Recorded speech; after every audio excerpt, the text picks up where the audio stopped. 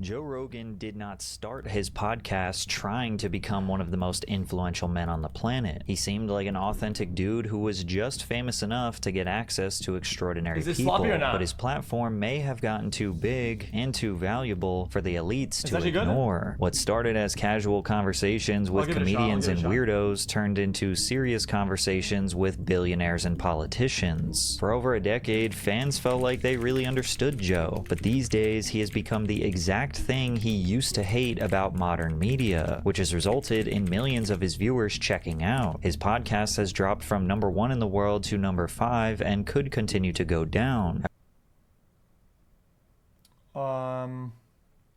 Chad, what do people even listen to podcast-wise? I mean, Pod Save America.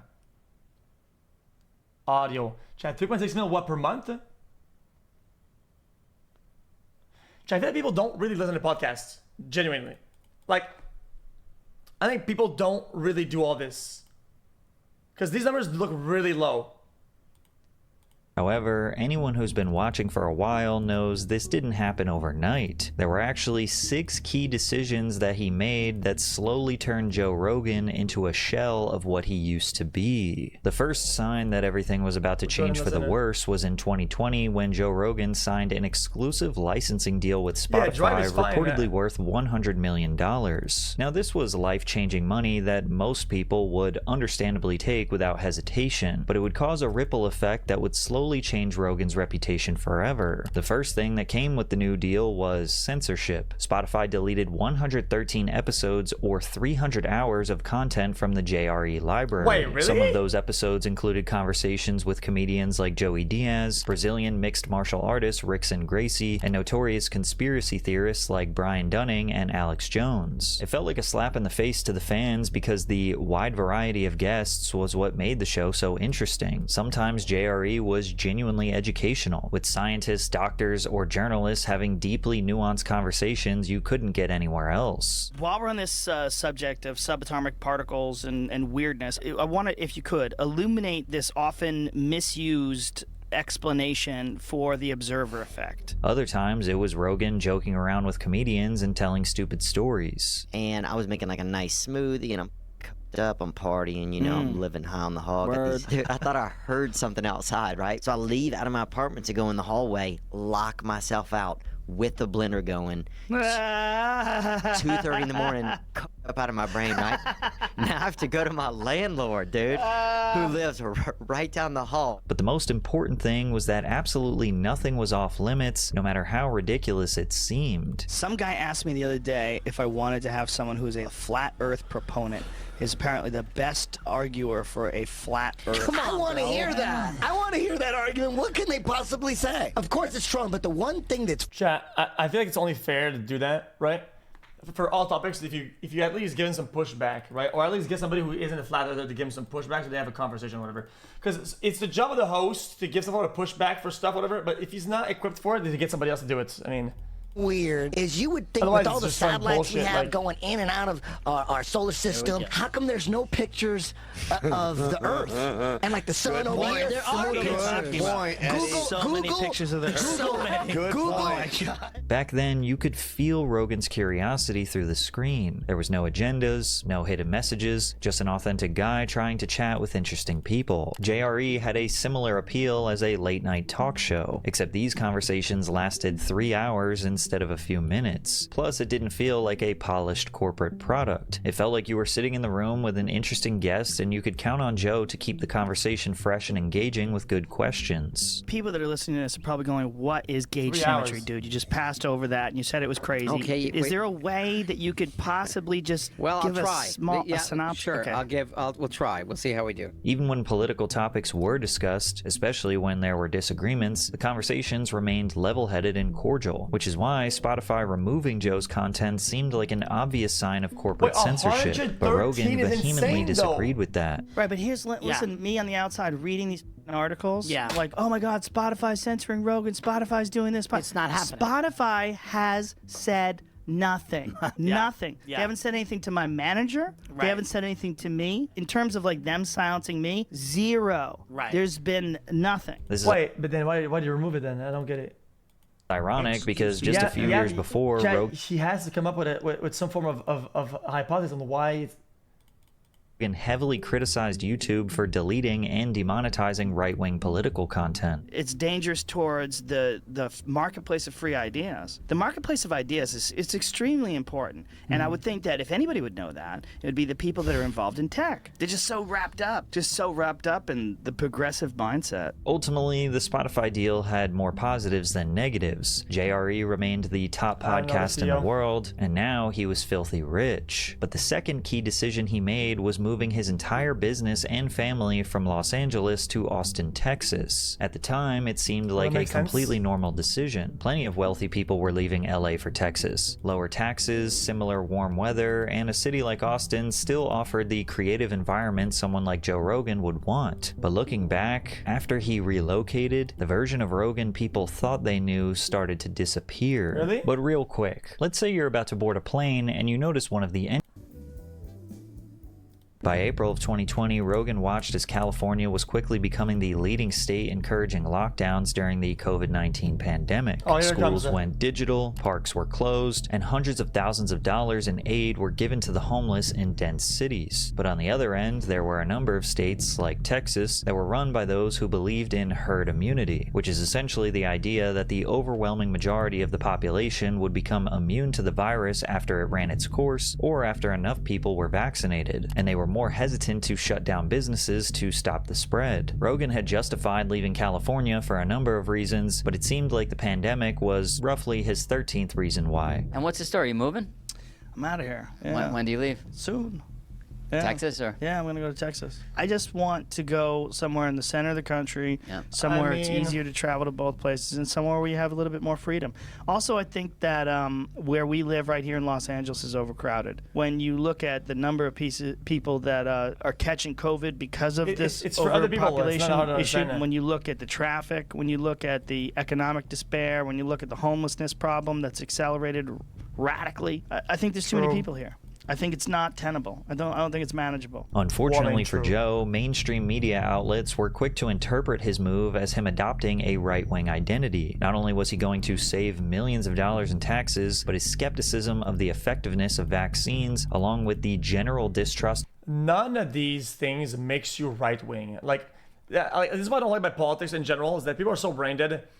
Like, having a take doesn't make you right-wing inherently. Having two takes doesn't make you right-wing. It just doesn't. It doesn't. It's the overall profile of what you do and your inclinations towards all the topics and all the that will make you right wing. And even then, it's that simple. And it's an obvious tactic from other people that want to make you feel like a criminal for not abiding by all. Like, if the left says 20 things, and if you disagree with one of them, then they get to say you're a fucking right wing magatard or whatever. That's the weapon that they made and they try to use, though. And I don't think either side should do that. I don't think either side should do that. It's fucking bullshit. It's lame. And if you need this fucking tactic for people to stay on your side, then you're wrong. In my book, you're wrong. The COVID data made it seem like he was leaving liberal Hollywood for the heart of red state America. But at this point, most of his fan base still saw him as an open-minded and reasonable guy, and they believed that the media was forcing a political identity onto him that simply wasn't there.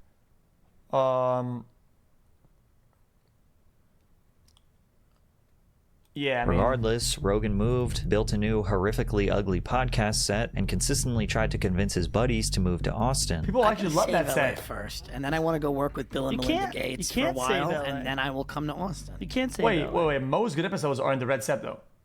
This one. What? I know. We'll see. But an issue that Joe seemed to underestimate was how being in LA allowed him to vastly outcompete other podcasts. The intellectuals and entertainers he had on his show either already lived in SoCal or frequently traveled there for business. And while Austin is still a major city, it simply isn't the same kind of cultural hub that attracts the wide variety of guests that made JRE feel so unpredictable and valuable. Another glaring issue was that Austin simply did not have an iconic comedy scene like LA. Many people forget, or choose to ignore, that Joe's first career path in entertainment was stand-up comedy, making him almost a 40-year veteran in the industry. No matter how rich and famous he got, he still spent many of his weeknights at comedy clubs in LA practicing his craft, which is why he immediately got to work building his own comedy club on 6th Street called the Comedy Mothership. By 2023, the construction was finally finished, and he felt that his background as a comedian would make the Mothership a total success. This is the spot. It's just different than any other place we've ever been to.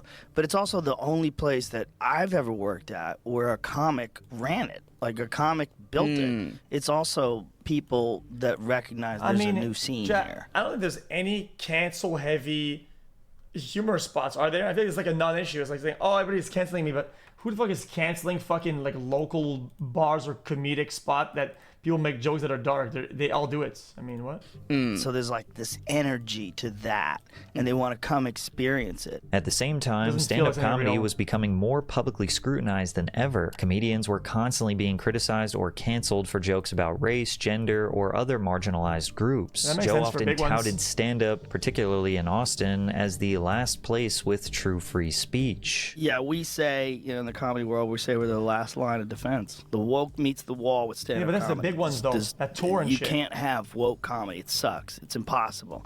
That's not what's funny. Rogan's influence in the comedy scene made him a trusted leader for many comics. His podcast had become a more powerful promotional platform than Saturday Night Live, where comedians would double the size of their fan bases after they became a part of his sphere of friends, which has now been dubbed the Rogan sphere. And his move to Texas also inspired his buddies Tom Segura, Tony Hinchcliffe, Shane Gillis, and many other aspiring comics to move to the city. Tim Dillon was one of the only friends of Rogan who just couldn't help but point out the irony of choosing a place like Austin, Texas as a replacement for LA. The city of Austin, Texas, let's be very honest, is dangerous. The homeless there are more aggressive than I've ever seen them in New York. Yeah. There's pockets of it that really do look San Fran-like. Yeah. It's not good. Yeah. Like as a metropolis, it's bad. It's pretty small. Really? It's small. It's brown. There's no grass. It's not green. It turns brown. For 4 months out of the year, it's over 100 degrees. The lake. Has he ever lived there before? I mean, I live there. What? I think these guys are just kind of yapping a little bit. Yo, if you go to like the super dark spots and the super like alley heavy spots, I mean, sure, but that's like comparing like that to fucking LA's like fucking chat. Like, I don't agree with this. I don't agree with that. Like, if you go to like the super dark alleys that have no light, yeah, I mean, yeah, but yeah, it's exactly it's like being some random street to Skid Row, like. Is vomit colored, and there are brain-eating amoebas that can swim up your nose and kill you within 48 hours. It's rare, but it happens. Other comedians generally felt like Austin wasn't. Sorry, just no. This guy's just trolling. Bro, I lived in Austin for years. Are you kidding me? In New York, it's like Austin is dangerous. The homeless there are more aggressive than I've ever seen them in New York. Yeah. There's pockets of it that really do look San Fran-like. Yeah. It's not good. Yeah. Like as a metropolis, it's not good. It's bad. It's pretty small. It's small. It's brown. Sure. There's no grass. It's not green. It turns brown. I would rather I would rather have no grass or not a lot of grass, have a lot of brown than breathing in actual fucking poison on a daily. Buddy, LA has a severe coat of fucking smog. It's poisonous, buddy. Like, who is he talking to? I don't know who he's talking to. For 4 months out of the year, it's over 100 degrees. The lake is vomit colored, and there are brain-eating amoebas that can swim up your nose and kill you within 48 hours. It's rare, but it happens. Other comedians generally felt like Austin. Dude, you have to like dive in the water straight down, and the water has to go straight up. It's like a one chance out of like 1 bazillion. Like, It was an unpleasant place to live or visit. I had no power for like 3 days. Yeah. Texas blows. I didn't know So, dude, the second you run out. Come on. Just say I went to Austin, and gotta tell you that Austin, that city is a boiling pot of evil goo. On top of that, critics felt like Austin became a sort of echo chamber for right-wing comedians who saw the Mothership as a safe haven from being canceled for their hacky comedy. I think that it's so effectively tribalized at this point. It really comes down to material. I mean, at what point... I'm not offended. The point of the video is how Joe Rogan fell off. And then it's just like some guy giving an opinion. into some joke about how bad Austin is, and it's like, dude, we're so far off the branch now. Like, we're just trolling the game. At what point? It's like whatever they represented in terms of policy. Even in broad daylight, even when the lights are straight up, people go in Hollywood and they get fucked up when they go 10 feet off the fucking, and even in the middle of the street they get fucked on. Like, come on, man, just don't even try it. It's not a stretch. It sounds it's stupid. like they won. Trans people are frightened. They have no ability to get health care anymore, and they're afraid of being alive and have no freedom left. So that's done. When do you stop with the jokes? Like immigrants, okay, well, they're being ripped away from their homes, and they're all terrified, and okay, so that's done. When do you stop with the joke? Right. I mean, it's one thing to pick on the vulnerable and the marginalized, but I mean, they're down. Yeah. I mean, like, they're down. Why do you got to keep hitting them unless you're a hack? Now, there's a question. More and more respected comedians have been echoing the same criticism, that the Austin comedy scene is relying too heavily on being anti-woke rather than producing funny material. There's something about the place that I'm just not... the place, you mean Austin? Yeah, the mothership Austin, that's all one. You just mean, so you're talking about just this whole concept That's of the doctor Austin guy comedy. Yeah, Austin comedy. I didn't like the vibe at the mothership. I got in trouble for being in the green room, apparently. Oh, you did? I got a security guard took me into the green room. Took you right out. And I was like, hello. And then apparently after I wasn't invited in, so apparently Joe was mad at me. It's the other comedians. Mm-hmm. You don't like it? It's very F-word. Some comedians even feel the need to be sarcastic when they criticize him. Perhaps they fear being blacklisted by the new comedy gatekeeper. Like the comedy mothership is so tight-knit. Right. And I also heard it's not a fun hang if you're an Austin comic. What, the mothership? If you're not like in with Rogan and his crew, if you're coming up, it's not like the Cellar. The Cellar, you could sit at the bar and feel awkward. Yeah. I've heard the mothership, you have to get past Navy SEALs to get into the green room. I love Rogan. I love the club. I think it's perfect, and I don't know what you're talking about. I have no idea. Okay, I'm unbiased, generally. I think I'm watching some guy just complain about nothing burgers, like shit that I don't give a fuck about. Like, this is like not like literally non-issues. Oh my, oh, this is called the anti-cancel spot. I'm gonna go there. Oh, somebody said the F word. Whoa, I'm so put back by it. Like, dude, like, at one point you stop performing for the camera, dude. Like, we get it, man. You voluntarily went to a place called No Cancel. You know the vibe of it, just off the name, and you get mad if somebody says it. Like, really? Yeah, and every time I go, I feel joy in my heart. Only club that when they go, do you want to come? I go, yes, before they even say, and then I feel joy. Yeah, and he swung me. I'm all in on Trump. And considering Rogan's power and influence in the world of stand-up, you'd think he was this legendary act. Which brings me to the next key mistake he made, releasing a comedy special in 2024, where he even failed to convince his own fan base that he was actually a funny comedian. When people think about Joe Rogan's comedy career, they usually don't remember the jokes, but they might remember the moment he went on stage and called out Carlos Mencia for stealing them. You're not cheering? Those are cheers. They saw you perform and they like you. And you know what? That's great. I'm honest, bro. And even though most people don't recall ever laughing at his stand-up, he has included himself into the extremely small group of the elite 250 comedians alive today. And it's also small, because there's so few of us. And worldwide, there's maybe 500 of us on the planet. You know, you got to be real generous and say 500 because it's really probably about 250. This wouldn't be as... Chat, I think the top 500 of comedians is like really easy to get into. Okay, it's mostly marketing, because if you're not marketed, you can say the funniest joke, you'll never make it on any list. You can be the funniest person on earth, you'll never make it anywhere. Yeah, you need to have an audience that you have tailored and built. You have to market yourself. You have to become a brand enough to be on shows, to be on TV, to be picked up. Like, it's a process that is a lot more than just being funny.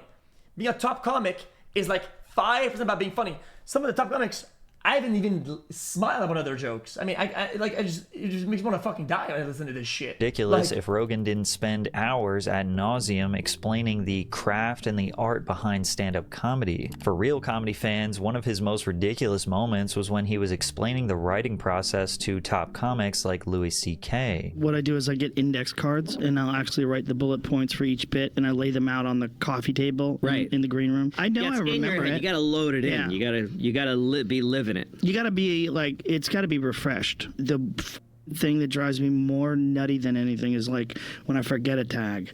It's a shame. And then I leave and I'm like, I forgot that part about the guy. This is like a line cook talking to a 5-star Michelin chef about how they make food. They both make food, but the quality is very different. But after hearing Joe explain the craft for the 1000th time, even his own fans are tired of hearing him try to convince them how important and interesting comedians are. It's like if you want to be a doctor, you go to college, you get a degree, you go to medical school, you do your residency, there's a pathway. What the is the pathway for being a successful comedian? You're just funny. It's just that, like, the format, the audience, everything always changes. Like, it's just being funny. Like, for me, a comic, somebody, doesn't matter what context they're in and what they do, they're just, if they make a joke, they're funny, they're witty. Like, it's not, I feel like, of course, there won't be a fucking streamlined path to being a comic because it's not a streamlined job. Your pathway's different than mine. Mine's different than Duncan's or Ari's. We all have different pathways. A few moments later. All you have to do is you do open mic nights, you get funny, you build up an act, and then people come to see you, you build up a career, and the next thing you know, you become a successful comedian. That's what happened to you, that's what happened to me. It seems like over the past few years, Rogan started having a harder time differentiating between the fame he got on the podcast versus his stand-up. But we would see just how much he overestimated his comedic skills in 2024 when he announced his newest special, Burn the Boats. And while he hyped it up as an hour he had been working on for the past 6 years, there's one clip that perfectly summarizes this special. Joe glazing Elon Musk, screaming to make empty material feel bigger than it really was, and not even having a punchline. He was explaining to me how this rocket ship his company designed is going to move civilization to Mars. He's telling me all the calculations. Halfway through him explaining this, I stopped paying attention. All I'm imagining 4 dudes strapped into a rocket on their way to Mars. Just shh. One guy pulls out a gun, boom, shoots that guy, bang, shoots that guy, leaves one guy alive going, ah! Oh, and the deafening silence from the crowd after he absolutely bombs his jokes. Trans women are women. How about most? You gotta leave room for crazy. Bro, what's the punchline? He set it up like it was gonna be fire. For the love of God, please just steal jokes. Unfortunately for Rogan, the month following Burn the Boats became a non-stop roast on the belief that he was never qualified to be a professional stand-up comedian. Almost every review online was filled with disappointment or people straight up begging Joe to put the mic down. Jack, my truth is that I don't really give a fuck. I don't see Joe Rogan as a comedian first. I see him as he's a podcaster. Yo, that's what he for me. That's not why I watch it. I don't give a fuck about his opinion about comedy, about his comedy skit, about his cover as a comedian, about his achievement. He's like one that boasts about being a fucking pro watch player. I do it all the time. It's funny, right? But like, I don't think these people's like, yeah, xQc fell off because he always says he's good at Overwatch, but he wasn't even that good. Like, bro, like I give a shit. Down like, forever. YouTuber The Elephant Graveyard's critique of Rogan's special looms over his career like a dark cloud, leading to the awakening of some of Joe's biggest fans and friends. You won't find any of his comedy buddies talking about how funny Joe's special was. But after this special released, the 2024 presidential election was about to change Rogan's identity forever. The centrist and open-minded guy who built his brand on curiosity and authenticity was starting to look less like a neutral truth seeker and more like someone trapped in his own ideological bubble, leading to his 4th key mistake of letting the Joe Rogan experience get way too politically focused. Rogan has long identified himself as a left-leaning centrist. Yeah, I think socially I lean more left, like socially, like in terms of like welfare and things along those lines, and you know, obviously this protected status is driving me crazy. This thing that Trump's doing with children that were born in this country or born in other countries and then brought over here as children, and then they're talking about deporting them. The hard right version of that is despicable. Again, even if you're centrist, like actual true centrist, not like me. I'm clearly left, right? I go with centrist because these days the needle kind of moves around, right? But people say centrist. He says that. Of course, when I say right wing or whatever the fuck. Because it's the overall profile. Like, you cannot just say a take that he has and say, oh, yeah, clearly he's right wing. Because look, what he's about. Dude, that's not how that works, chat. Guys, there's so many topics that are right or left or whatever. Like, you cannot point at 3 takes or 4 takes that, yo, clearly this guy is right wing. I mean, you can't do that. because you might be super left-wing or full left, about 12 other ones or 50 or 20 of the ones. That would still make you very much left or left-leaning. I mean, it's what. These people that I see online. Why didn't they apply for citizenship? Oh, who knows? Maybe because they're 13. Yeah. You know, like, were you out there applying for citizenship if you were 13? He even once said he would never have a politician on his show because he understood they'd never be as authentic. See, check this thing. See, like, bro, see how dumb you sound? I'm left BTW. Yeah, exactly. All my takes make me absolute left. Like, you point out one thing, even an opinion. It's just a picture, and you're the exact trap I told you people do. You're doing it right now. I mean, you just sound stupid. As his buddies. I've had requests from all of them. Really? Oh yeah, Biden, Warren. How do you resist that? Because I have my friends. I'd rather talk to my friends. Yeah, I know. And his political identity made sense considering he would talk about. What? I don't understand. Who knows? Maybe because they're 13. Yeah. You know, like, why didn't they apply for citizenship? A version of that is despicable. This here is children that were born in this country or born in other countries, and then brought over here as children, and then they're talking about deporting them. The hard right version of that is despicable. These people that I see online, why didn't they apply for citizenship? Oh, who knows? Maybe because they're 13. Yeah. You know, like, were you out there applying for citizenship if you were 13? Even. I mean, in that particular case, they would go with their family back. No. I mean, like, what's the alternative then? You only deport the parents and you leave the children there? I mean, is that really the alternative? You leave the children by themselves with nobody in America. You find them some form of whatever, and then you deport the parents. I mean, what the fuck? What's the alternative?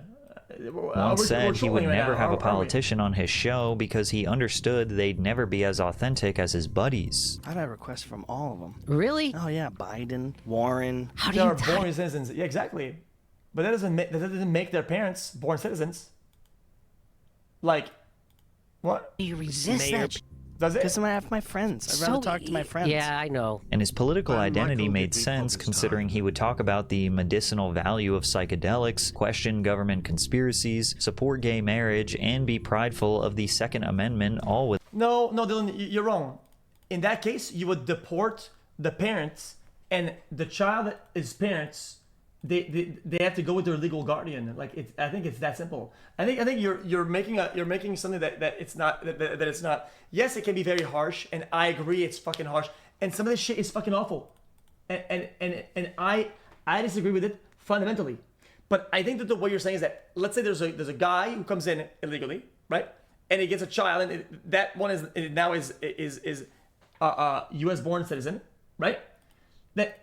I don't think it gives de facto the parents citizenship. So that person is deported, then they would go with their legal guardian. They're just following the parent. They're just following the parent because the parent is deported.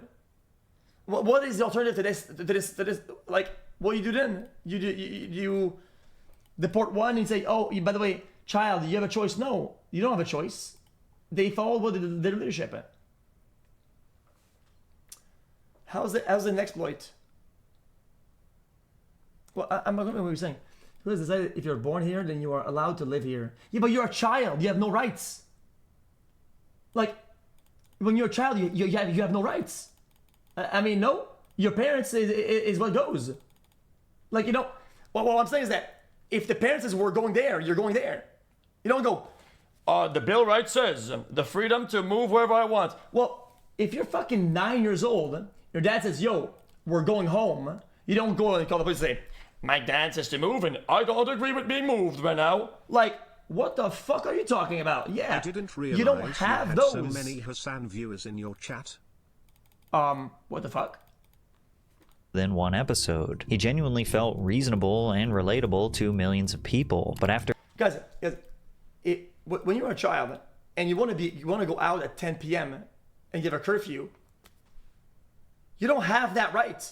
If the parents say, yo, you're not going outside, you don't have, as an adult, if you want to go outside and somebody says you can't, right?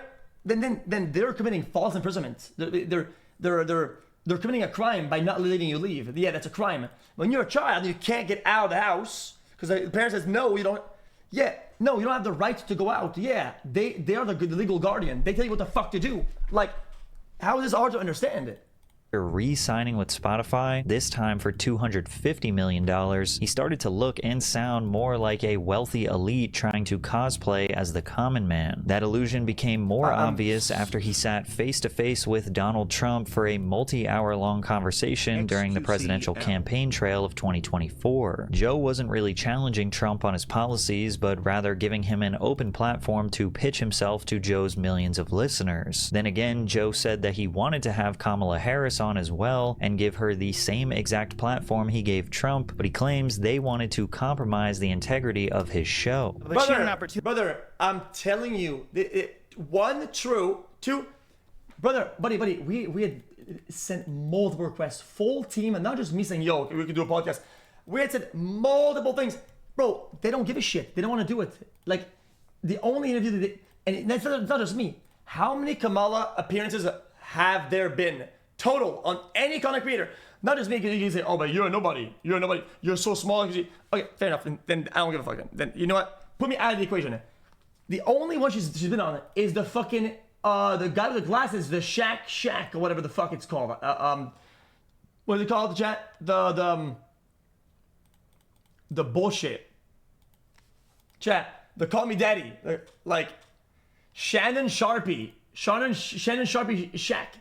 That's the only appearance she did on a content creator or creator media. Like, it's the only appearance she did. That's not something that Trump is doing or interviewers are doing it. That's something that they are not doing. That's something that Kamala isn't doing. This is something that, like, that's their fault. Like, don't put this on them for having them on. Put it on Kamala for not going on these shows. Like, I needed to come here when she was in Texas, and I literally gave them an open invitation. I said, anytime. I said, if she's done at 10 o'clock, we'll come back here at 10 o'clock. But it was... Oh, my political opponent is going on these megaphones. He goes on these free channels with big megaphones to the youth, and they're popularizing it. They're gaining viewers, and they're marketing themselves, and they're getting free voters by just going on the podcast. I will not do that. And I'm gonna say, he's going on the podcast. Then go on the podcast. What the fuck is wrong with you? Like, fucking old chumps. Are they so stupid? It was very difficult to tie it down, and they wanted to travel. And see, the thing is, like, you can't, if I go somewhere, then there's going to be other people in the room, and they want to control a lot of things, I'm sure. My whole goal with her and with him was just talk, have a conversation like a human being. With the world feeling more... Because the problem is that with Trump, genuinely, I mean, let's be honest, if you sit down and you just talk with him, right, he gains voters, right? It's what he does. It's whatever. Like, you can argue, whatever. Like, the reality is that when you sit him down like this, he will just genuinely just gain voters, right? If the left is scared of losing voters by talking, then don't blame it on him for going on the shows. It makes you look fucking brain dead. You look so short-sighted and unintelligent when you blame him for going, because you won't do it. Your risk isn't his risk. So don't have some weird recourse or some weird narrative of, oh, they're doing this and this is a big organized sphere. Dude, fuck off. More divided than ever, and Rogan seeing record high viewership due to having Trump and Elon Musk on the show, he believed it was time to step out of his centrist identity and use his influence to take a firm stance. If Trump doesn't win, this is the last election. I think you're right, and a lot of people are waking up and realize that have been lifelong Democrats. Guys like Bill Ackman, guys like Chamath. Yeah, exactly. You know, Tulsi Gabbard switched over to the Republicans. Yep. Like, there's a lot of people who their whole life they've been left-wing, and they realize, like, I can't do this anymore. You and I used to be Democrats. Yeah. Just a few hours before the election day. Yeah, that's chat. I don't really like the language. What is that? It's gonna be the last election. What do you mean by that, bro? It doesn't matter if you're unhappy or happy. Whatever. The elections are gonna happen. Like, fuck are you talking about? Rogan tweeted his endorsement for Trump, citing that Elon Musk was a major influence behind this decision. Joe quickly became the outspoken comic for political justice, using his Instagram partly as a news platform to celebrate achievements of the sitting president. And with a growing network of wealthy and powerful people wanting to jump on his platform, his podcast started to resemble the end of a sitcom, where they ran out of ideas and packed it with celebrity cameos and interviews that didn't fit the older classic JRE everyone liked. He started started hosting people like Mark Zuckerberg, venture capitalist Mark Andreessen, and Palantir co-founder Peter Thiel. And while everyone understands that JRE has always hosted people of all backgrounds to come on and talk about anything, it was the way Joe conducted these interviews that left fans disappointed, leading to his fifth key decision of cozying up with billionaires. While the nobody was mad at the fucking at the Mark Zuck interview. What the fuck are we talking about? People love that interview. And yeah, people were like, oh yeah, it feels like he's lying about because the future is looking like it's gonna be Trump is gonna win, blah blah, right? And he's angling himself and Meta to be, guys, we're anti whatever Joe Biden was, because I get it. He was what we call posturing, and I agree. Did that make the episode bad? No. I disagree with Zuck doing that. I disagree with Zuck on his ideas and his posturing. I think it's performative. I disagree with that 100%. Was the episode good? Yes. So, bad, good, and I enjoyed the episode regardless. Old Joe Rogan built his brand on questioning. But no, these days you have to hate all of it if there's one part that's bad. You need to go, fuck this! If you don't like a single part of it, dude, come on, man. Authority and challenging powerful people, the new version often seemed far more interested in protecting them because he thinks his billionaire friends are the good ones. I'm friends now, this is a bizarre thing to say, with multiple billionaires. Yeah. I know multiple guys that are billionaires, and they're very nice people. But you're also friends with the cool billionaires. Yeah. You know? Like yeah. Bro, what are you talking about? Political takes the table. Camilla had the chance to go on podcast and she dodged. Did you play it? Yeah. So that's their problem. Yeah. I mean, so that's their problem. If you don't go on podcast and you don't get the podcast, what they probably would give you. If they were going to say that this is free voters, then why don't they use that then? I mean, why? If they themselves say that go on the podcast is free voters, then why don't they do it? You should be mad. If you're a left voter, you should be mad at your side. Like, I have no side. I'm a nobody. I'm not even American. But if you're the guy that's on the left, you should be mad. You should also be mad that they're not exploring all the options to gain the voters. Like, this is like some easy shit. Oh, you get hundreds of thousands of free voters by going on the show? Then you should be mad at your leader for not going on the show. Say, yo, go on the show, you fuckwad. Managed to find the cool ones. Well, Elon's the coolest. One of the most devastating episodes to his reputation was when he sat down with Peter Thiel. Peter is a Silicon Valley billionaire who co-founded PayPal and Palantir Technologies. Palantir is a software company that was funded by the CIA's venture capital firm In-Q-Tel. Their software can sift through. He sat down. Well, Elon's the coolest. One of the most. Multiple guys that are billionaires. And they're very nice people. But you're also friends with the cool billionaires. Yeah. You know? Like, you managed to find the cool ones. Well, Elon's the coolest. One of the most devastating episodes to his reputation was when he sat down with Peter Thiel. Peter is a Silicon Valley billionaire who co-founded PayPal and Palantir Technologies. Palantir is a software company that was funded by the CIA's venture capital firm In-Q-Tel. Their software can sift through billions of emails. Wait, they have that? I don't get it. Wait. Oh, I get it. It's like a fund to like explore and fund people that do technologies that they will later on use, no? I mean, this seems like a weird graph. I mean, so they have a fund that the CIA has, and then this is like a conflict of interest or some shit. This seems weird, no? Am I dumb? I don't get it. Capital firm In-Q-Tel. Their software can sift through billions of emails, passport records, surveillance footage, satellite images, cell phone logs, bank transfers around the world with the intent to help the US government prevent future terrorist attacks or soldiers from getting obliterated by IEDs on the battlefield. After they proved how effective their technology was in war zones, they started receiving billions of dollars in defense contracts working with Immigration and Customs Enforcement, the US Department of Homeland Security, and the Israeli military. Palantir is here. Okay, what the fuck is on his head? Yo, okay, now I know we're not dead ass.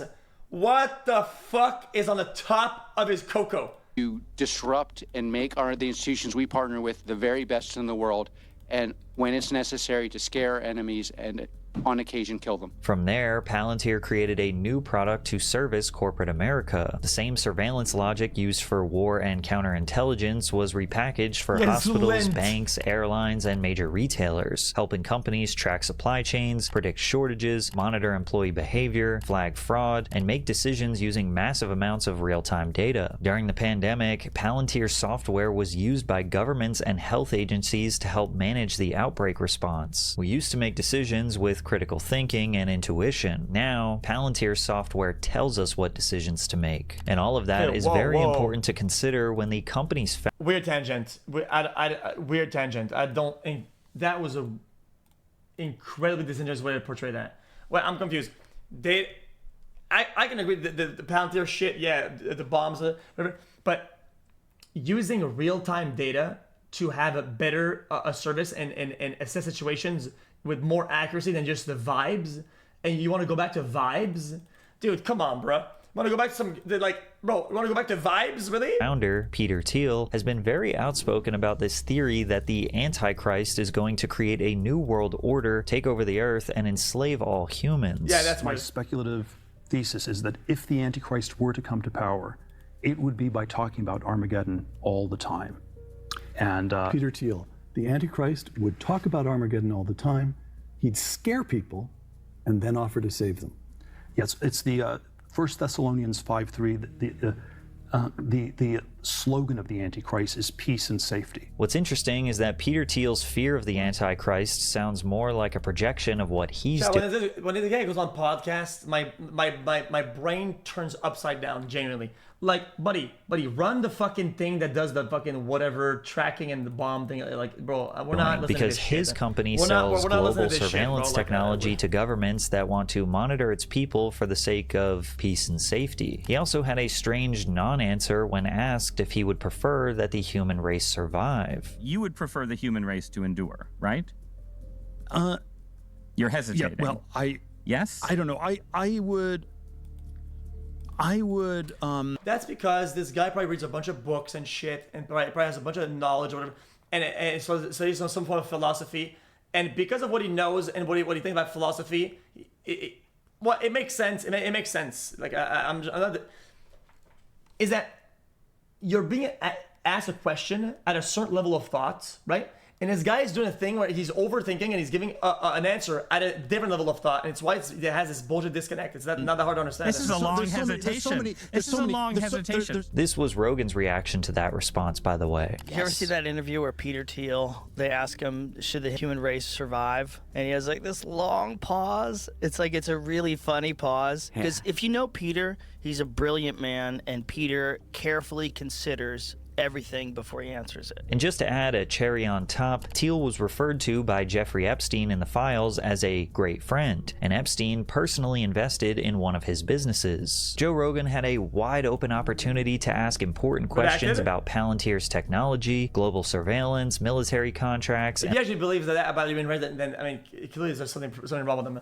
Unless he thinks that like we're gonna max out the technology so fucking insane that we're gonna create a simulation and fucking inject all of humanity into a fucking box, run it on solar, and fucking everybody's dead, and now we all live forever. Like the ethics of building software that helps governments target, control, and kill people. But no, Joe Rogan did not ask a single question about Palantir or the Antichrist. Instead, Peter controlled the entire conversation and acted like he wasn't a player in the corrupt world run by big tech. I don't know. You know, they're all the Jeffrey Epstein conspiracy theories, which I'm probably too fascinated by because there was some crazy stuff going on that they were able to cover up. And still are. Doesn't it, the fact that we're still talking about Jeffrey Epstein, tell us how hard it is to come up with anything else? Do you have a theory on what was Bill Gates' complicity with Epstein? I think he likes I think he's a man. I think he likes power. He likes monopoly. I mean, he's incredibly effective with Microsoft. Well, what's he pointing fingers? Wouldn't this guy be in a position where he knows a lot more than these guys? Like he's like some guy who lives in a house pointing at some guy who delivers the mail. Like, yo, hello, this guy, man, maybe he knows something about this house and you lived in it. Like, bro, are you fucking chilling or what? Do you think that he needed Epstein? I think it's very difficult. Very famous, very high-profile person to around. think it's very difficult. I find it funny that Joe is talking about this billionaire elite, Epstein, and the CIA without ever mentioning that Thiel himself is involved in all of those areas and does not actually ask any direct question about his personal involvement and experience in those circles and conspiracies. Asking Peter Thiel about conspiracies... Yeah, he could have literally just humanized it, like, oh yeah, like walk us through like what it was like, and if this guy just let's say that it was only, oh yeah, we went to the fucking, I don't fucking know, went to fucking Shake Shack, got some fucking burgers or whatever. Like, oh, okay, I mean, even though I don't believe it, I kind of get it, whatever. But when you act like this, I mean, what else do people have to go on? I mean, you just it's like asking the Illuminati if they're real. Joe had on Kurt Metzger shortly after, who tried to convince Joe that Peter Thiel was lying to his face, and Joe immediately rushed to defend his billionaire buddy. Peter Thiel, I watched you talk to Peter Thiel. I've never seen someone lie so artlessly and autistically in my life. What did he lie about? Oh, dude, I'm gonna put this out about Epstein Island. Maybe it's just some guys were cheating on their wives. Yeah, maybe that's all it was, Peter. See, the thing is, he's a gay guy, and he's not interested in going to that island, so he's probably on the outs. And allegedly, I mean, I don't know. I don't know if he supposedly ever that's went. not the only game in town. Oh, I'm sure there's gay blackmail, but you can't when a guy's single and gay, like, what are you going to get on him? It was only months later.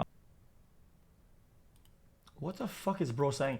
I mean, yeah, okay, clearly Joe Rogan, like, his brain turns off when it's about, like, one of his billionaire boys, whatever. I mean, his brain turns off, clearly, because, I mean, it seems like he's lagging. On an episode with Tim Dillon, that Rogan finally came up with some interesting thoughts about Peter Thiel that he should have shared when he was sitting in front of him for 3 hours. That's what bothers people about this Palantir thing. The Palantir thing is very odd. A lot of people feel that this is the precursor to a social credit score, a digital kind of police state, and that it's being done under the guise of security, that you will be safer. You know, Peter Thiel's giving a 4-part lecture on the Antichrist. Yeah, that seems odd. 4-part. Well, here's what's really wild to me. It's not just one. Chat, what's wrong? Them developing it or the government buying it? Like, I think you should always center it and recurve it to the government shouldn't. No, I don't think it's both. I disagree. A new technology can be used in so many ways. It can be like people will invent that. Like, people will invent that. They will do that. People will think about all this shit, and somebody's gonna, like, it falls entirely on the fucking government to use and buy and get into this shit. It's absolutely the problem. 100%. One lecture on the Antichrist would be insane. This guy's doing a series. If you told me there was a movie and there was a guy who played the Antichrist, zoom in on that image of him, I would say, oh, is that him? Is that the Antichrist? Tune in next week for my episode with Peter Thiel, where we don't mention any of this. Another obvious example of Joe letting his platform getting taken over by suspicious, powerful people. I don't know what that is. What even is that? An Antichrist. I don't even know what that is. I genuinely don't even know what the fuck that is. Was when he hosted like Mike Baker, Jesus? a supposed ex-CIA agent who just happened to run a company Satan, that still guess. closely collaborates with the agency to this day. Anytime Rogan got close to uncovering anything, Baker would skate around the issue and say absolutely nothing. Who do you think was involved in that? Do you think it was the Mossad, some rogue intelligence agency in America? Was it a coordinated effort? I know there's a lot of talk about, did he have some sort of intel connection, right? Right. That from my perspective, it's complete speculation. But I will say, if you see a guy like this who's super connected and is, all the way back to 2008 was like his first trial, right? So he's had a long history of these problems. If I'm Chinese intel, if I can get somebody right inside that operation, whether it's Ghislaine Maxwell, or whether it's Epstein himself, whether it's somebody who's just on the outskirts of it, maybe I'll start picking up some pretty interesting leverageable information. Imagine thinking this is an underground show that tells you about conspiracies, then half of the guests are just federal agents. Joe Rogan used to be the bro who would question aliens, the moon landing, flat earthers, Bigfoot, JFK assassination, the pharmaceutical industry. All that is fine. I mean, he has like a fucking bazillion episodes, right? To devalidate something is to explore something fully, okay, and then say, yeah, this is wrong.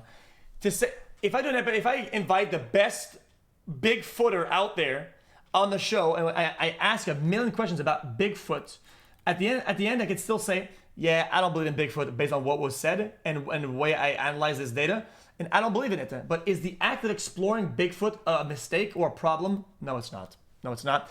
It's always been his thing. He does this shit. I don't care. Who cares? I don't care. Okay. Big tech, and even the Epstein files connected to powerful elites. But now he is either so out of touch or entirely compromised that he'll spend hours chit-chatting with the enemy without asking any important or relevant questions, or shutting down anyone going against the official narrative. That's a problem. I mean, just look at how Absolutely angry is. he gets at Michael Schellenberger for being skeptical about how Jeffrey Epstein That's died. literally what I've been saying. My concern with Joe Rogan is that he doesn't get anybody pushback, and he doesn't even get. The problem also is that he doesn't even give himself pushback. Is that his echo chamber is now gonna even more echo chambery. That's a problem. His cellmate is a contract killer. Why would he be in a cell with a cop who's a contract killer? I mean, aren't there a lot of the bad night guys in Jeffrey that? Epstein claimed his cellmate tried to kill him. New documents revealed Jeffrey Epstein claimed his cellmate tried to kill him in an incident before his death. Yeah, but we don't. Okay, but we don't know if that's true. Okay. Yeah.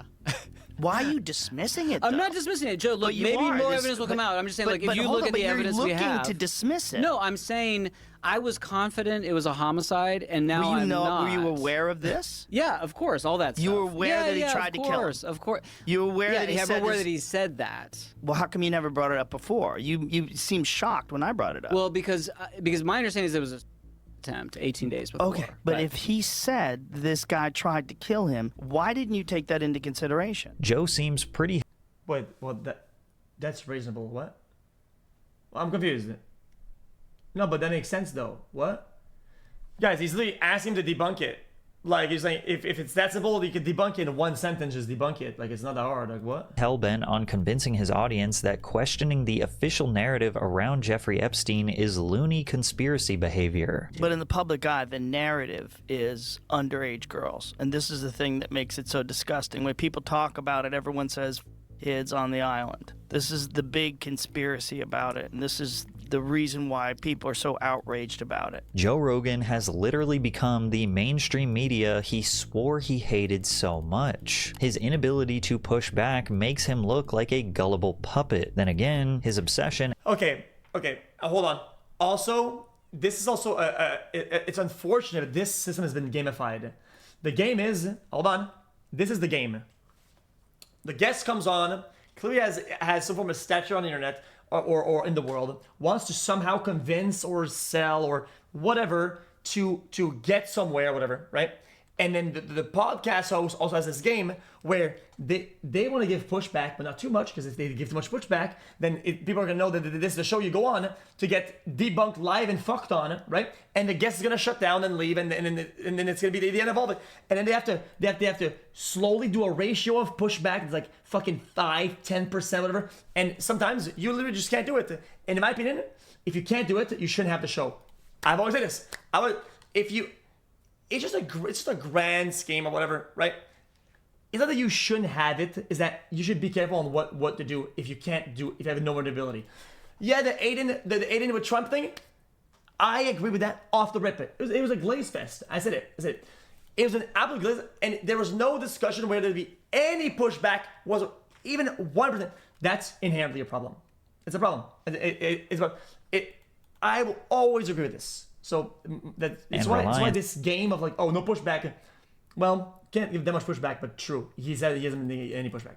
On AI was only making that perception worse, which is the final nail in the coffin that could kill the Joe Rogan experience for good. It's one thing to use AI as an additional tool, but Joe Rogan's lack of skepticism towards AI is truly scary. The first warning sign was when Joe referenced an obviously fake AI video of Tim Walz dancing and wearing an F Trump shirt, but he refuses to fully accept that he was tricked by AI because it seems like something Tim Walz would do. And then that person goes wacky, like Tim Walz. That's right. Did you see where he had a Trump shirt on? Yeah. And he's... So this is like when your grandma watches a fucking GTA clip or whatever and thinks that it's real life. And no. The guy got run over by a car full speed. Yo, it's a GTA clip. It's a GTA clip. Just fucking stop. Like dancing and going down an elevator. Have you seen this video? I haven't seen it. Please play it. You go full screen on Is that this. really this Yes. him? It's real. Yes, it is. No, it's real. I love it. It's real. Come on, man. Jamie's compromised. Look at them dancing. I mean, that is so real, Jamie. By the way, if this was real, he might have won. It's probably a real person. It might not be Tim Waltz. The Trump is AI generated. No, on a he white slaps shirt. his ass. That is hilarious. It's definitely him. This is all 100% real, Jamie. You're a plant. Does it say that it's AI? Everybody says The it. video I played on top says it's AI generated. Yo, I fell for it too. Yo, saying no, Jamie, one time, okay, funny. But if Jamie is the info guy, background guy, whatever, and he's given like 5 times, like, bro, lock in, man. Like, bro. And you know why I fell for it? Yeah. Because I believe that he's capable of doing something. But that's his dumb. essence. He's so weird. Joe's ego, along with his allegiance to big tech, has completely convinced him that AI could never. I get it. They're doing this skit, and now because we're not watching the pod, we can't see it. But it was a whole skit to him to get out of this position where he was wrong about it, and he didn't sell it. That it's actually AI, by the way, guys. And I think he should do a better job at that. I agree. Be wrong. Did you see what they just did to the guys that won the Super Bowl? Do you see the jock tax? Yeah. Jamie, you see the jock tax? Yeah, it's not a new thing though. I understand. It's specific to California. Yeah, and but this jock tax in California, some of the players lost money playing in the Super Bowl. They had to pay. Oh no, it is true. Like me. So. No, it is true. Lost money playing in the I World went League. through AI last night. I don't. No, it was in. They pulled it up on Grok, and people analyzed it, and it's based. No, Jamie. It's Jamie. Joe's show producer, Jamie, has been a part of JRE for nearly 15 years. That entire time, he was the guy behind the computer pulling up articles, old interviews, scientific studies, and source material whenever Joe needed a fact check. When conversations went off the rails into wild theories, Jamie would root the conversation in reality. But Jamie's research has now been replaced with the blind reliance on the sponsor of the show, Perplexity AI. Jamie, pull up that picture. Actually? Like, see if you could pull up one and see how many. Hey, God, could you put that in? Chad, why didn't they have Jamie be the DJ of Perplexity, where he DJs it, where he uses Perplexity live, and it gives him the result, but it's still Jamie pulling it up, and he's like, he is, okay. Cool. Into our loved and sponsor, Perplexity. But it doesn't stop at just sourcing information. Rogan is infatuated with an AI cover of Many Men by 50 Cent. You haven't heard the Many Men version, the AI version of Many Men? No. Okay. Have you heard what they're doing with AI music, speaking of jazz? Yes. Have you ever heard any of the AI covers of 50 Cent songs in soul? No. I'm going to blow your mind. Okay. This is my favorite thing to do to people. Chad, he's literally getting it, maybe a little bit old, where he's genuinely like the grandpa. Have you seen that cat video on the YouTube? The cat with the ears? Chad, the cat with the ears, that's a great video. You have to watch it. It's like, dude, shut up. I've seen it. Come on, bro. Your mind. Okay. He's just turning grandpa. It is what it is. There have been multiple episodes where Rogan holds his guest hostage and makes them listen to an entire AI song. Been getting into AI music at all? A little. Have you heard What Up Gangsta? No. Oh, yeah. Gotta hear this. This is fantastic. I can't wait to see Joe's reaction when people start becoming fond of AI comedians. Then all of a sudden, he's going to go on tangents about how AI could never replace the extremely small, elite 250 comedians who truly understand the art and the craft. And even if you think it couldn't get worse, Joe's new favorite thing to do is compare AI to being the second coming of Jesus Christ. The real question is, who's Jesus? That's the real one. And one of the weirder ones. Okay, what is this people set, think though, this he's is a on, stupid though? take, but I don't care. Jesus was born out of a virgin mother. What's more virgin than a computer? So if you're going to get the most brilliant, loving, powerful person that gives us advice and can show us how to live, to be in sync with God, who better than artificial intelligence to do that? Wow. If Jesus does return, even if Jesus was a physical person in the past, you don't think that he could return as artificial intelligence? Oh my God. Artificial intelligence could absolutely I return. think it's like talking to some guy who has like a fucking triple PhD in philosophy, and he tells you something or concept or whatever, and you have no idea what the fuck he's saying, and then you regurgitate it in your own words, and you have no idea what the fuck you're saying. Like, genuinely, yeah, bro, what the fuck is he saying? Jesus. Not just return as Jesus, but return as Jesus with all the powers of Jesus. Like all the magic tricks, all the ability to bring people back from the dead, walk on water, levitation. But by far, the true measure of showing just how far from grace Rogan has fallen is whenever he has conversations with Theo Von. Theo will throw out these little jabs or hints at Rogan, seeing if he's still down to engage in a conspiracy theory or at least question the official narrative, but more often than not, Joe shuts it down like the exact kind of person he used to criticize. Wait, how much longer does Israel let us stay alive, do you think? That's the big question. Why are they... What did you say? Is that AI? What are you saying? I didn't say anything. What are you saying? Huh? Talking about Israel Adesanya. Oh, well, he loves you. Don't worry about it. Good call. What are you saying, son? And although Theo has done his fair share of platforming elites without giving the proper pushback, Theo often sounds like a guy trying to understand powerful people and question their true intentions, while Rogan sounds like someone trying to defend them. It's all just a cat and mouse game. People are like, we'll elect the Democrats next time. It's like, it's all the same. Has been happening forever. They haven't been helping anybody forever. They're letting politicians slurp on kids. All of our money goes to Israel and they're using it to genocide people. It's like everybody is scared out of their wits right now. It's like, I don't know, man. We gotta get you off those antidepressants, son. You're losing your marbles. You think I am? Come hang out with us. Just chill out. I'm here. Just chill out at the mothership tonight. Dismissing Theo Von for being upset with the current state of the world is incredibly ironic, considering Joe, just a few weeks ago, also said how the news is too overwhelming for him now. Bro, I'm scared of everything. I have to stay offline. I'm reading too much of the news, and it's overwhelming me. Like, sometimes at nighttime, like, I can't wind down. Yeah. It's just like, there's too much news. We're about to go to war with Iran. Everyone's eating beef jerky and pizza. Like, what are these? What the is pizza? I know. You know, how far does this go? If the news reaches me, it's news. If it doesn't, it's just not news. So if you look at the news and you look at all these things and you think it's a lot of news, that's on you. It's not on the world. That's on you, because you're just too tapped in onto all the things. How many actual news hits you on a weekly basis? It's either one thing or two or zero. Like, it's usually within that range. It's a big news week if there's like 4 things, like some crazy, because otherwise it doesn't get to my front page. It doesn't get there because all the whatever medium burgers, they don't exist. Like, how come this never got released before? Like, what is happening? Many believe this is overwhelming to Joe because he knows deep down he helped endorse the guy who ran on no new wars, only for that to be a complete lie. Also, he's campaigning on stopping all the wars. Yes. That's like his primary concern. Exactly. The warmongers like Liz Cheney hate him. Yeah. Because they love war. Well, they profit off of it. They profit off of war. Yeah. Chet, the reality is that the news, they're like any other business, unfortunately. They need money. They need money. If some story is not going to give them readers and fucking listeners or bro, they don't give a shit. They don't. And I think inherently, yeah, I get it. I'm preaching to the choir. I get it. Okay, it's like some obvious thing.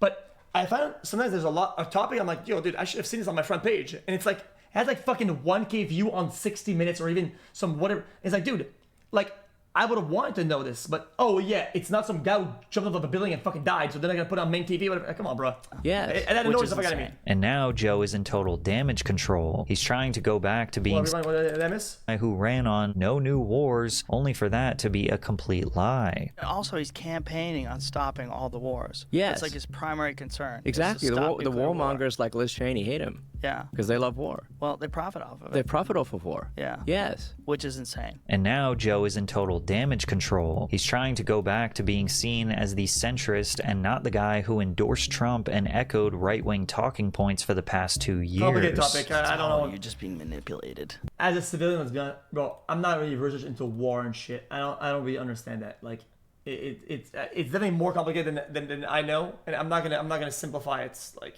And you're being manipulated by these 2 teams. Saying no wars is brain dead. You could never say that. As a big country like the U.S., you could never promise no wars, because you are now dependent on everybody else doing the right things and okay for you not to get, because there are some moments they just have to, like. So how could you promise no wars? What happens if fucking Canada starts to fuck around and do a bunch of weird shit at the border?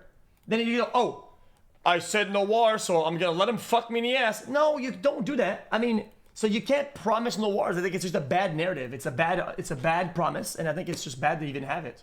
and you have to pick a team. You have to decide which team you want. I hate that. It's so stupid. I'm politically homeless. I I've disagree always with it. been It's bad. I've been politically homeless for a long Yeah, time. and Trump is Neither one of them bad for make saying any it. sense It's to me. dumb. And of course, while talking with Theo, he most certainly doubled down on his defense of Peter Thiel. The humans are on the way out. I know a lot of people hate it when Peter Thiel says it. Like, Peter Thiel is a terrible person. He's evil. He's You think just, he is? No. I think he's just telling you the truth. I think he's... Okay. Let's say it's Obama or whoever good president you think is currently in power, right? And China decides tomorrow to invade Taiwan, okay? And to start fucking taking over the microchip fucking factories tomorrow.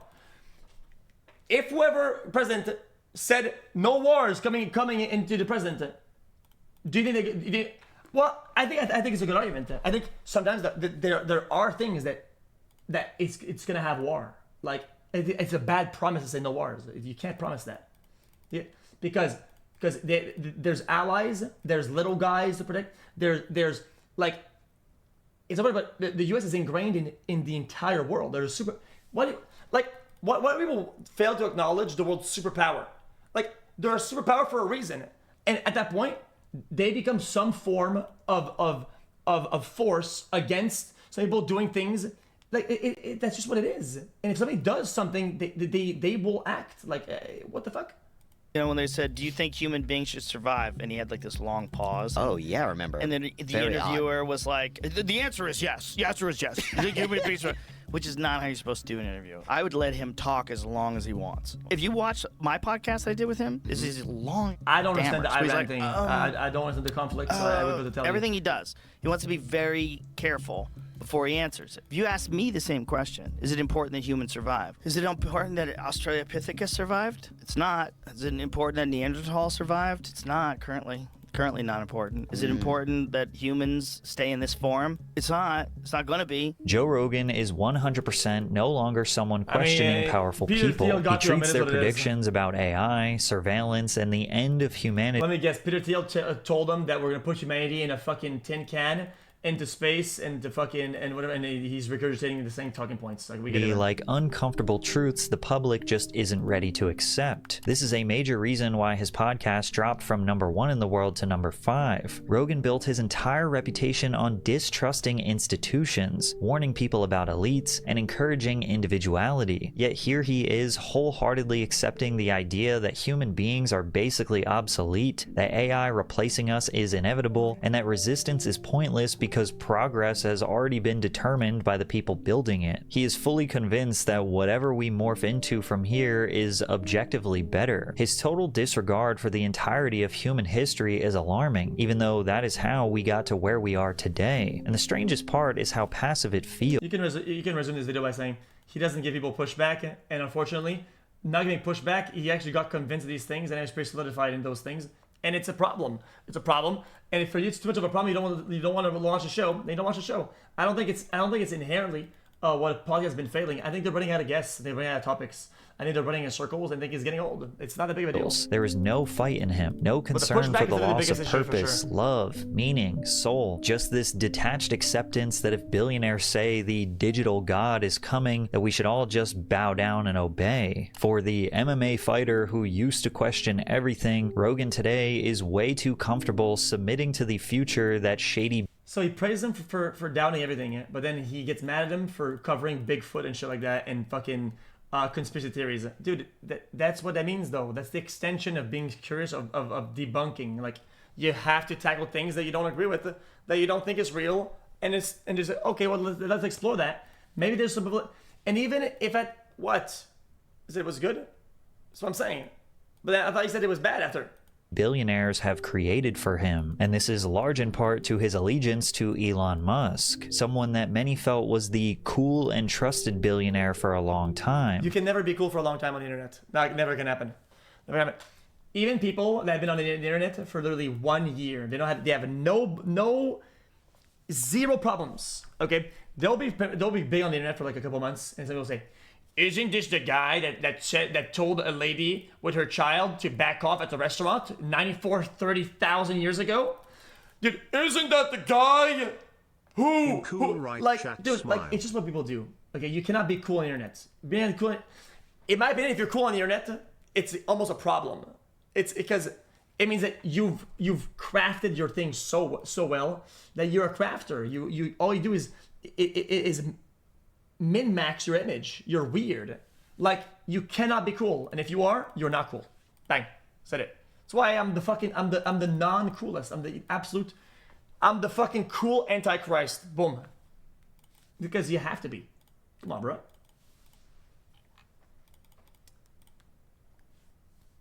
Well, that sounds weird, but like the opposite. What I was saying. Guys, this video was talked about this, so you don't get it. Okay, it's a reference to the video. Come on, bro. I'm being on topic, man. I make a joke with the topic, and you guys don't get it. Wait, just watched it, man. Fuck you. I can't. I'll watch this later. Like, guys, the video was about Peter Thiel, him saying he's the Antichrist or whatever, right? And being all not that. I'm not gonna explain a joke, man. You know what? Next time you get a 6-7, that's all you get. Fuck. Okay, 6-7. What else?